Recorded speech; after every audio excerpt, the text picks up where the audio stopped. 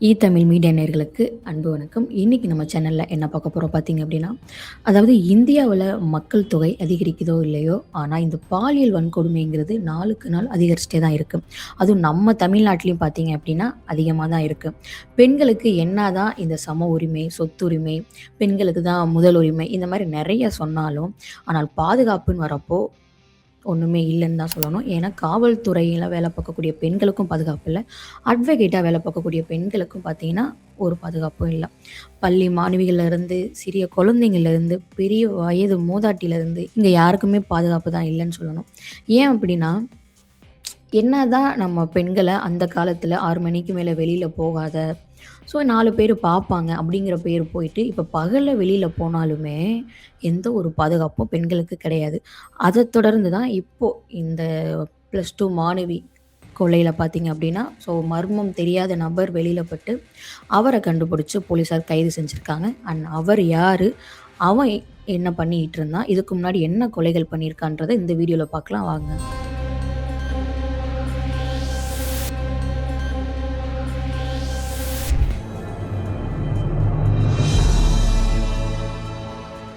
ரீசெண்டா போயிட்டு இருக்கக்கூடிய சர்ச்சை தான் இந்த விளாத்திக்குளத்தில படிக்கக்கூடிய +2 மாணவி. அவங்க பார்த்தீங்க அப்டின்னா, காலையில எழுந்து கிராமப்புற மாணவி அவங்க. ஸோ காலையில எழுந்து அவங்களோட இயற்கை உபாதைக்காக காட்டு பகுதியில சென்றுட்டுருக்காங்க. ஆனா அவங்க போய் கிட்டத்தட்ட 1 ஹவர், 2 ஹவருக்கு அப்புறமே அவங்க காட்டுலருந்து வீட்டுக்கு வரலையாம். அவங்க வீட்ல ஓகே போய் செக் பண்ணி பார்க்கலாம் அப்படின்னு சொல்லிட்டு அவங்க திரும்ப காட்டுக்கு போயிட்டு, அவங்க வீட்லருந்து செக் பண்ணி பார்க்குறப்ப தான், அவங்க உடம்புல ஒரு துணி கூட இல்லாம கிடந்திருக்காங்க.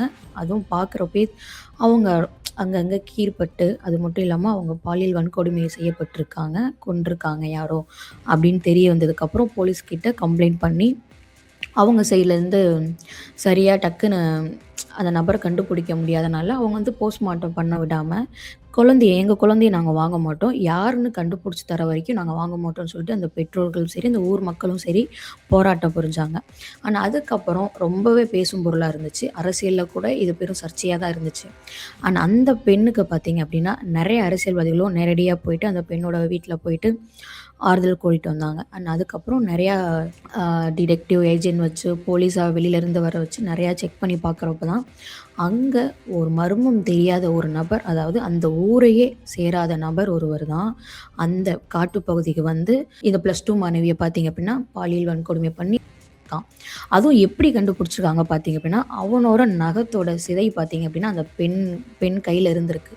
அத எடுத்து டிஎன்ஏ டெஸ்ட் பண்ணி அதுக்கப்புறம் கண்டுபிடிச்சிருக்காங்க. அண்ட் அதுக்கப்புறமா பார்த்தீங்க அப்படின்னா, அந்த காட்டுப்பகுதியில இருக்கக்கூடிய மின்சாலை இருக்கு இல்லையா? அதுல சிசிடிவி கேமரா இருக்கு. அதுல செக் பண்ணி தான் அவன புடிச்சிருக்காங்க. அந்த நபர் யாருன்னு பார்த்தீங்க அப்படின்னா, தர்ம முனீஸ்வரன். இவன் வந்து பார்த்தீங்க அப்படின்னா, 30 வயசு தான் ஆகுது. ஆல்ரெடி இவன் மேல 33 வழக்கு இருக்காங்க. 33 வழக்கு மட்டும் இல்லாம, அதுல என்ன முக்கியமா பார்த்தீங்க அப்படின்னா, 3 பாலியல் வன்கொடுமை ஆல்ரெடி இருக்கு. 2 கொலை அதுவும் அவன் மேல இருக்கு. ஆல்ரெடி இவ்ளோ வழக்கு வச்ச இவன் பார்த்தீங்க அப்படின்னா, எதுக்கு சம்மந்தமே இல்லாம அந்த ஊருக்கு போனான்னு பார்த்தீங்க அப்படின்னா, அதாவது 2020ஆம் ஆண்டு பார்த்தீங்கன்னா, ஒரு 60 வயதான மூதாட்டிய பார்த்தீங்கன்னா, பாலியல் வன்கொடுமை பண்ணி கொன்றுருக்கான். 2020ல அந்த பாலியல் வன்கொடுமை நடந்து 2022ல உச்சநீதிமன்றத்திலேருந்து அவனுக்கு ஆயுள் தண்டனை குடுத்துருக்காங்க. அதுக்கு அவன் மேல்முறையீட்டு பண்ணி, அங்க போய் ஒரு எட்டயபுரம் அந்த இடத்துல போயிட்டு சைன் பண்ணிட்டு, ரிட்டர்ன் அந்த வழியில வந்து ட்ரிங்க்ஸ் பண்ணிட்டு போலாம் அப்படின்னு சொல்லிட்டு வரப்ப தான், அந்த வழியில போறப்போ ட்ரிங்க்ஸ் பண்ணிட்டு இருக்கப்போ, அந்த +2 மாணவி போறத பார்த்து நோட்டமிட்டுருக்கான். அதுக்கப்புறம் பார்த்தீங்கன்னா, அதுக்கப்புறம் தான் இந்த சம்பவம் நடந்திருக்கு. ஆனா, அது மட்டும் இல்லாம, இவனுக்கு எந்த ஒரு குடும்பம், சொந்தம், பந்தம்ன்னு யாருமே கிடையாதாம். இவனுக்கு ஜாமீன் ஆல்ரெடி இருந்த வழக்குல பார்த்தீங்கன்னா, ஜாமீன் எடுத்து வெளில வந்து சைன் போட போய் தான் இந்த சம்பவம் இல்லையா? ஆனா, இவன யாரு தான் எடுக்கிறது? ஜாமீன்ல எடுத்தது. இல்ல இவனே ஆள் வெளில வச்சுட்டு போயிட்டு எடுக்குறானா என்னங்கிறது தெரியல.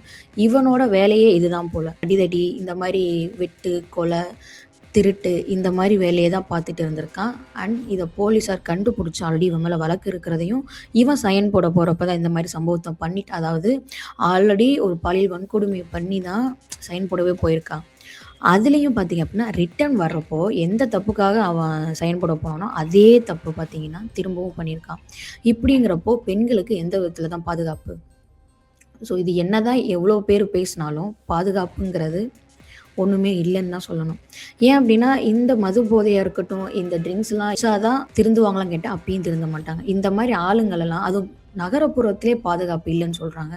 சொந்த ஊர்ல, சொந்த கிராமத்துல, அதுவும் ஒரு 100 மீட்டர் டிஸ்டன்ஸ்ல கூட இல்ல. ரொம்ப பக்கத்துல நியர்பைல ஒரு 5 மினிட்ஸ் நடக்கக்கூடிய வாக்கபிள் டிஸ்டன்ஸ்ல அந்த பொண்ணு இயற்கை வகுப்பா இதுக்காக போயிருக்காங்க.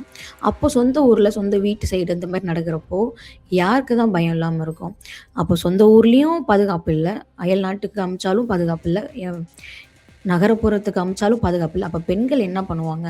பெண்களுக்கு சீக்கிரமா இந்த மாரி கல்யாணம் பண்றதா இருக்கட்டும், அண்ட் இந்த மாரி நெறைய சம்பவம் பார்த்தீங்கன்னா, தொடர்ச்சியா நடந்துட்டு தான் இருக்கு. அண்ட் இதுக்கு முன்னாடி ஸ்கூல் மாணவி வன்கொடுமை செய்யப்பட்டு கொல்லப்பட்டார்ன்னு சொன்னாங்க. அதுக்கு ஆசிரியர் தான் காரணம்னு சொன்னாங்க. ஆனா அந்த நியூஸ் என்ன ஆச்சுன்னு கூட தெரியல. அதுக்கப்புறம் ஆசிரியர் தான் சொல்லிட்டு கைது பண்ணி உள்ள போட்டாங்க. அண்ட் இது மட்டும் தான் நடக்குது. அதாவது ஒரு சம்பவத்த பண்ணவன் ஜெயிலுக்கு போறானே தவிர, அவனுக்கு ஒரு ஆயுள் தண்டனை, அதிகபட்சம் ஒரு ஆயுள் தண்டனை, தூக்கு தண்டனை, மேக்ஸிமம் தூக்கு தண்டனை குடுக்குறாங்க. இந்த மாரி தான் நடக்குது. அதான் துபாய்ல பார்த்தீங்க அப்டின்னா, என்ன ஒரு திருட்டு சம்பவமா இருக்கட்டும், அண்ட் இந்த மாரி சம்பவம் நடந்துச்சுனா சத்தியமா விடமாட்டாங்க. 24 ஹவர்ஸ்ல என்ன திருட்டா இருந்தாலும், என்ன கொலையா இருந்தாலும், எதுவா இருந்தாலும், அங்க கண்டுபிடிச்சு அதுக்கு என்ன தண்டனையோ அத வழங்குவாங்க. அண்ட் நம்ம நாடு பார்த்தீங்கன்னா, என்னதான் மக்கள் தொகையில முன்னாடி இருந்தாலும், இந்த மாரி இதுல இன்னும் முன்னேறல அப்படின்னு தான் சொல்லணும். அண்ட் இதுக்கப்புறம் அவன என்ன பண்ண போறாங்க? அந்த கொலை வழக்குல அவன் மட்டும் தான் இருக்கானா? வேற யாரும் இருக்காங்களா? அப்படிங்கிறத தொடர்ந்து பேசுவோம் வாங்க.